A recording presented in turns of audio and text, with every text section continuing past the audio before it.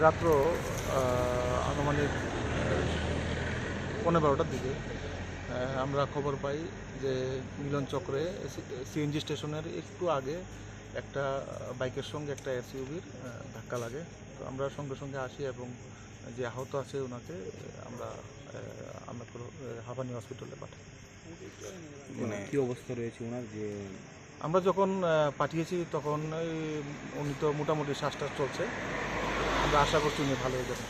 মানে অ্যাক্সিডেন্টটা কীভাবে হয়েছে? বাইক এবং গাড়ির সংঘর্ষ। দুটো কি একসাথে একদিকে আসছে? একদিকে ছিল। টামটা কি পাওয়া গেছে? নামটা একটু পরে রিভিল হবে। রাত্র আনুমানিক 11:15টার দিকে আমরা খবর পাই যে মিলন চক্রে সিএনজি স্টেশনের একটু আগে একটা বাইকের সঙ্গে একটা এসইউভির ধাক্কা লাগে। তো আমরা সঙ্গে সঙ্গে আসি এবং